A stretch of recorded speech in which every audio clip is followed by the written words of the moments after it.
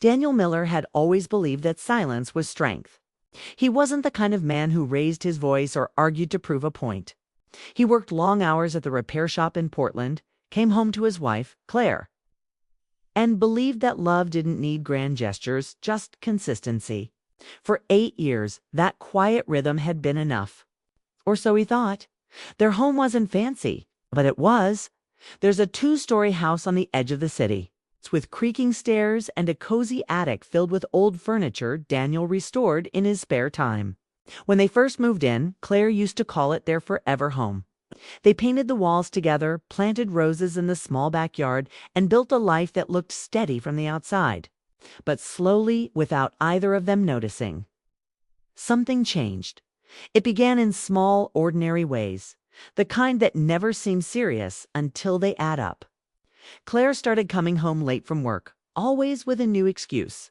She said she was busy with projects, that her team needed her, that traffic was terrible. Daniel never doubted her. He trusted her more than anyone. But with each passing month, the distance grew. She laughed less, smiled less, and looked at him as if he were just part of the furniture. He tried to fix it. The way he fixed everything else. He made her breakfast in bed one Sunday. He left small notes on the fridge. He planned a weekend trip, but nothing reached her anymore. Her mind was somewhere else, or with someone else. The first time he noticed the signs, it was just a text notification lighting up her phone late at night. A man's name he didn't recognize. She said it was someone from work. He wanted to believe that, and he did for a while, because believing her was easier than imagining the truth. But truth has a way of finding cracks in even the strongest walls. It was a Friday night when everything changed. Daniel finished work early, a rare thing, and decided to surprise Claire with dinner. He picked up her favorite Thai food and drove home with a smile he hadn't worn in months. The rain was light, tapping against the windshield, and for a brief moment he felt hopeful. Maybe tonight they'd talk, maybe things could still be fixed. When he reached home, her car was already in the driveway. The house glowed softly from inside, lights dim, music playing. He thought it was strange because Claire wasn't the kind to listen to music alone. Still, he smiled, thinking maybe she had finally relaxed. But as soon as he stepped inside, something felt wrong. There was a pair of shoes near the door, not his. Expensive men's shoes. He froze. His heartbeat quickened, his throat tightening as he listened. From the living room came laughter. A man's low chuckle, then Claire's soft, familiar laugh. The one she hadn't used around him in months. Daniel's mind went blank.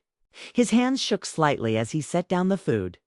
He could walk in right now, he thought. He could ask questions. But his body refused to move. Instead, he turned, climbing the stairs quietly, each creak echoing in the silence of the house. He wasn't even sure why he went to the attic. Maybe because it was the only place left that still felt like his dot. The attic was dim and cluttered with memories. Old photographs, boxes of Claire's books, the first chair he had ever restored. He sat there in the dark, trying to steady his breathing. But through a small vent that opened toward the hallway, he could see the reflection in the mirror hanging near the living room, and there she was. Claire, sitting too close to a man Daniel had never seen before. She looked radiant in a way that broke him, her eyes bright, her laughter free.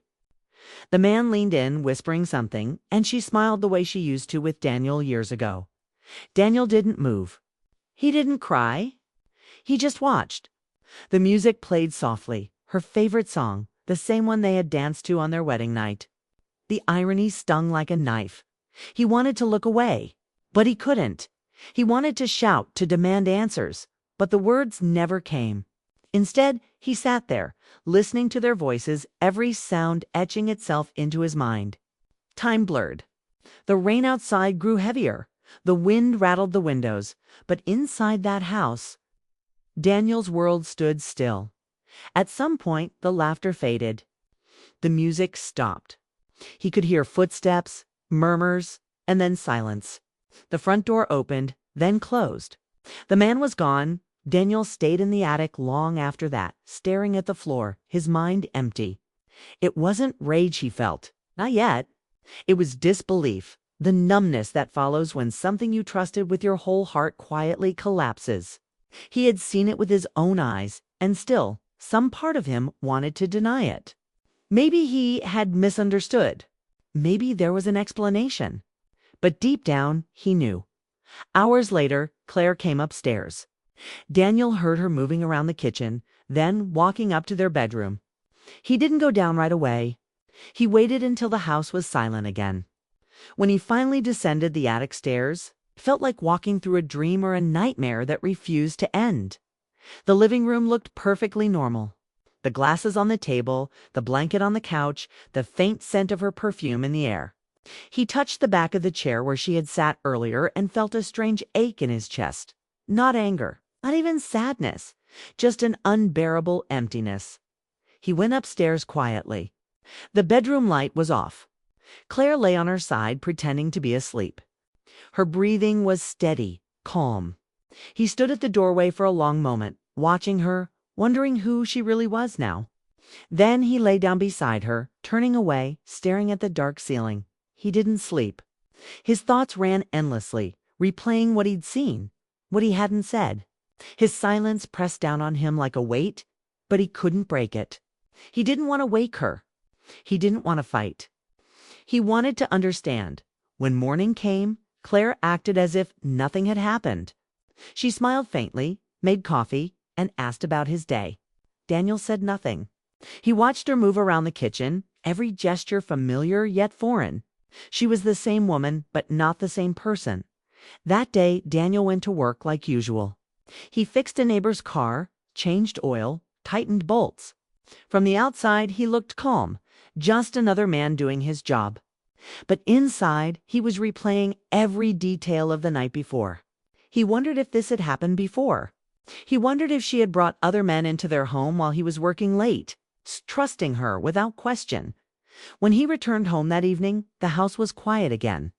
Claire greeted him with a tired smile, kissed him on the cheek, and went upstairs. Everything felt ordinary, painfully, cruelly ordinary. He sat alone in the kitchen, staring at the walls they had painted together years ago. The silence between them had never been louder. And in that silence, he made a choice not to confront her yet, not to shout or demand the truth, but to wait. Because sometimes silence reveals more than anger ever could. He would watch, listen, and learn how far the lies had gone. But as he sat there, hearing her hum softly upstairs, Daniel realized something even more painful, that the woman he loved was now a stranger. And the home they built together was no longer his refuge. It had become a place of ghosts, and he was one of them. The following week felt like a blur for Daniel. Every day he went to work, fixed cars, talked to customers, and came home to a house that felt colder than before. He and Claire spoke, but only about ordinary things, groceries, bills, the weather. Beneath the calm surface, his mind raced. The image of that stranger's shoes by the door, Claire's laughter, and the glow of the living room haunted him. He wasn't ready to confront her. Something deep inside told him to wait. He needed to understand the full truth, not just what he saw that night. He wanted to know why Dot, so Daniel started noticing everything: the way she smiled at her phone, how often she disappeared into the backyard to take private calls, the change in her perfume, the new clothes he hadn't seen before. She was careful, but not enough. The details began to form a picture he couldn't ignore. One night, while Claire was asleep, Daniel quietly went through the laundry basket. It wasn't something he was proud of, but love and suspicion make people do strange things. In the pocket of her jeans, he found a folded piece of paper, a receipt from a downtown restaurant dated 2 nights earlier. 2 meals, a bottle of wine, and her signature at the bottom. He had worked late that night. She had told him she was home. He sat there for a long time holding that receipt, feeling his hands tremble. Proof, not just a suspicion, evidence that her lies went beyond what he had seen. But even then, anger didn't come. What he felt was closer to sorrow, the quiet kind that sits in your chest and refuses to leave. Over the next few days, he noticed more signs. A different scent on her scarf. A new playlist she listened to while cooking. She was changing in small ways, almost like a different person. Daniel kept silent. Every time he thought about asking her, the words stuck in his throat.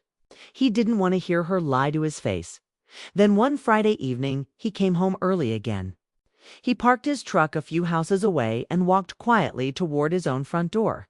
Through the living room window, he saw her setting out glasses, lighting candles, arranging things like she was preparing for someone special. He felt his chest tighten.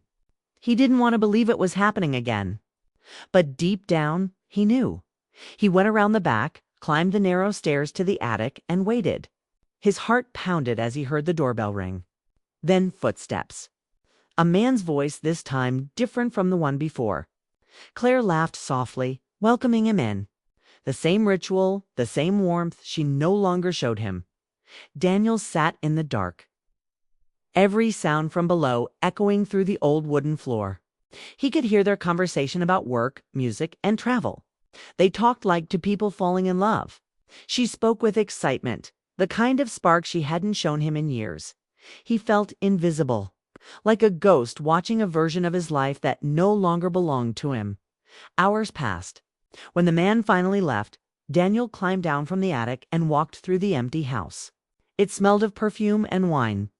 He noticed 2 glasses on the table and a half-eaten dinner. He looked at the flowers she had placed in the vase, white lilies, her favorite. It all looked so normal, but to him it felt unreal. That night, he didn't go to bed. He sat in the kitchen until morning, staring at the faint outline of sunlight creeping across the floor. When Claire came down, she smiled at him and said, "You're up early." Her tone was light, as if nothing in the world was wrong. He looked at her for a long moment.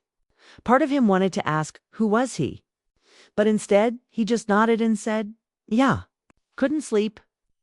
The silence between them was heavy, like 2 people standing on opposite sides of a broken bridge. Days turned into weeks, and Daniel's quiet observation continued. He didn't want revenge. He didn't want drama. He wanted to understand the person Claire had become and maybe, in a strange way, understand himself too. One Saturday morning, Claire told him she was going to a work meeting. Her tone was casual, but her eyes flickered in a way he'd never seen before. When she left, Daniel decided to follow, not out of anger, but because he needed to know the truth once and for all. He followed her car through light weekend traffic. She didn't go downtown. Instead, she drove toward the outskirts of the city, near a small lake surrounded by pine trees. She parked in front of a quiet cafe, the kind of place they used to visit together. Daniel parked a distance away, watching as she got out of her car. A few minutes later, a man arrived. Not the one from before, someone new. Daniel felt a strange calm as he watched them walk into the cafe, sit together and talk like old friends. She looked happy, relaxed. He stayed there for nearly an hour, just watching. Then he drove home. That drive back was the hardest part. Every song on the radio felt like a memory of what they used to be. Every street they once walked together carried a weight he couldn't shake. By the time he reached home, he realized he didn't even feel jealous anymore, just tired.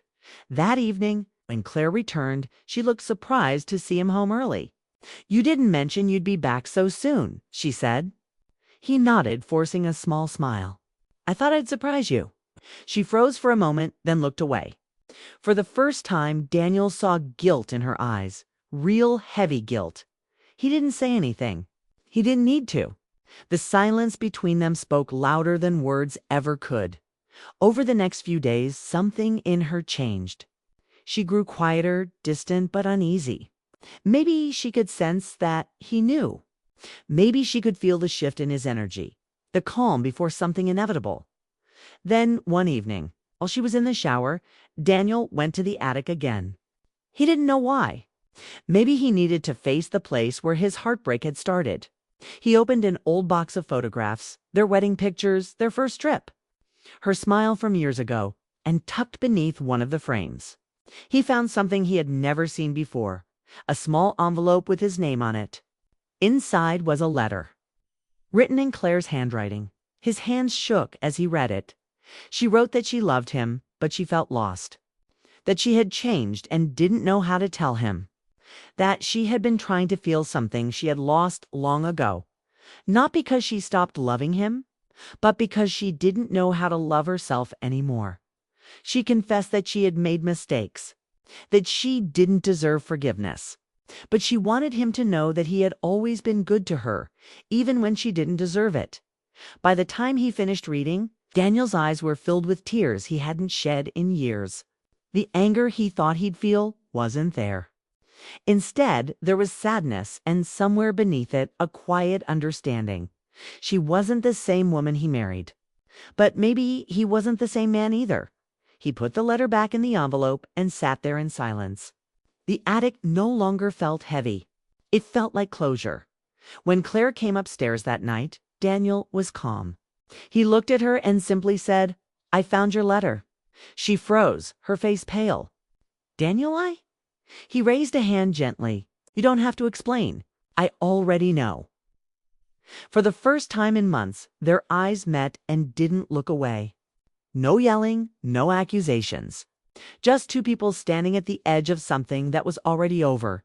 He went downstairs, leaving her standing in the doorway, the same place where he once watched his world fall apart. When Daniel woke up the next morning, the house was quiet, too quiet. The sunlight slipped through the blinds, dust floating in the still air. He turned toward the empty side of the bed and instantly knew. Claire was gone. Her side was cold, the pillow slightly indented. But everything else looked untouched. At first he thought she might have gone for a walk. She often did that when she needed space. But when he went downstairs, the truth became clear. Her suitcase was missing from the closet. The coat she always wore was gone. On the kitchen counter, a single mug sat next to a folded note. He stood there for a long moment, staring at it. His hands trembled slightly as he opened it. "Daniel, I know I've hurt you beyond words. I can't stay here pretending everything is fine. You deserve peace, and I need to find myself again. Please don't try to find me. I'll reach out when I'm ready, if I ever am. Claire." There were no tears on the paper, no emotion in her handwriting. It was short, final, and painfully calm. Daniel sat down at the table. It's the same one where they used to eat breakfast together every morning. He looked around the room, the framed photos, the plants she watered, the half-burned candle near the window. Everything felt frozen in time, as if she had just stepped out for a moment. But she wasn't coming back. He didn't cry right away. He didn't scream. He just sat there in silence, the kind of silence that feels louder than any noise. The truth had settled in. The woman he had loved for 15 years had walked away without a goodbye. That day passed slowly. He called in sick to work. He couldn't focus, couldn't eat. He walked around the house like a stranger, touching the walls, running his hand along the old banister, sitting in the living room where she once laughed with someone else. Every corner of that home felt haunted by memory. By nightfall, he went up to the attic again. It was the only place where he could think clearly, where the noise of heartbreak seemed softer.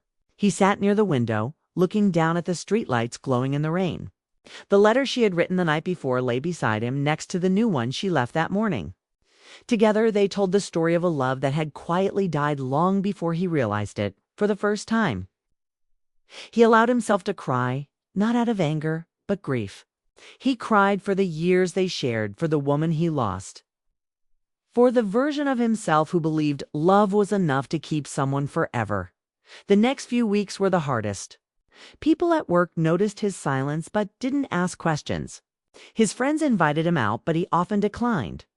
The house felt too big, too empty, and every creak in the floor reminded him of what used to be. One evening, as he sat on the porch with a cup of coffee, his neighbor, Mrs. Lawson, an older woman who'd lived across the street for decades, stopped by. She had always liked Claire and often chatted with her about gardening. "Daniel," she said softly, "I heard Claire moved out." "I'm sorry," Kay nodded, forcing a small smile. "Yeah, she needed space." Mrs. Lawson looked at him kindly. "You'll be all right, you know. People break, but they heal. You always struck me as someone who doesn't stay down for long." Her words stuck with him long after she left. People break, but they heal. That night, he decided to make small changes. He packed away most of their photographs, not to erase her, but to give himself room to breathe. He painted the living room, changed the curtains, moved the furniture. Every change felt like reclaiming a piece of himself.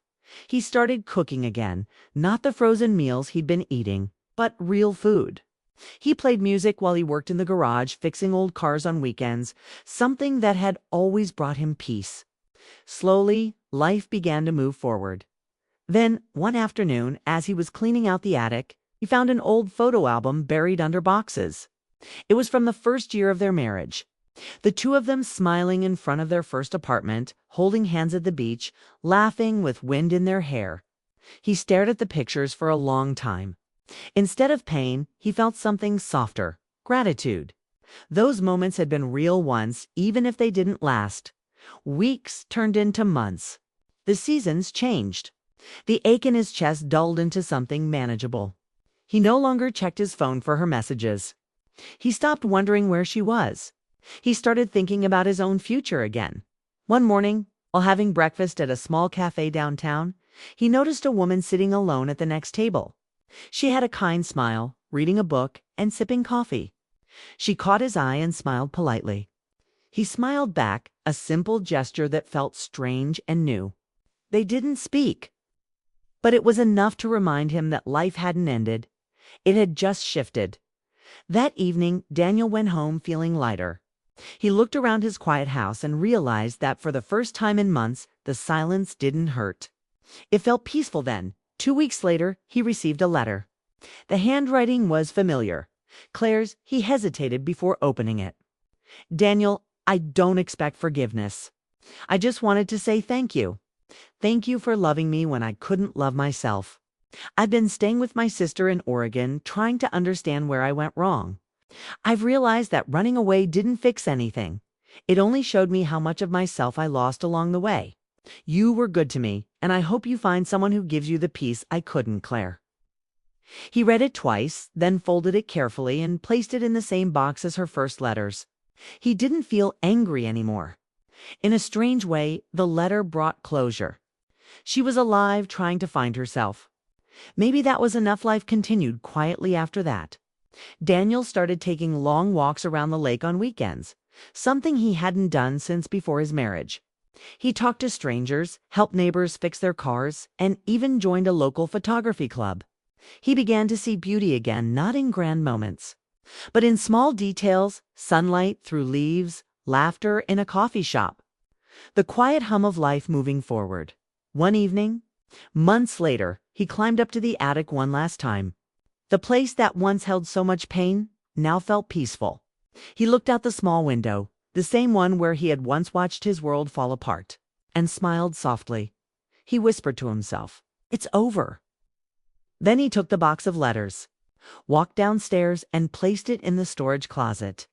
He didn't throw them away. He didn't need to. They were a part of his story, but not the end of it. That night, he sat on the porch watching the stars. The cool breeze brushed against his face, and for the first time, he felt free. Not because he had forgotten her, but because he had forgiven her and himself. A car passed by. The woman from the cafe drove past, waving as she recognized him. He waved back with a faint smile. Life had a strange way of circling back, offering new beginnings in unexpected moments. Daniel leaned back in his chair, breathing in the quiet night air. The pain that once consumed him was now just a distant echo, a reminder that even the deepest heartbreak could lead to peace if one chose to let go. He had watched love crumble from the shadows, had seen betrayal under his own roof, but in the end, he found something greater, clarity. And as the stars glimmered above, he whispered again, "Thank you, Claire, for the lesson, for the ending, and for the start of something new." The attic lights dimmed, the night grew calm, and Daniel finally closed his eyes. Not as the man who had been broken, but as someone who had learned how to live again.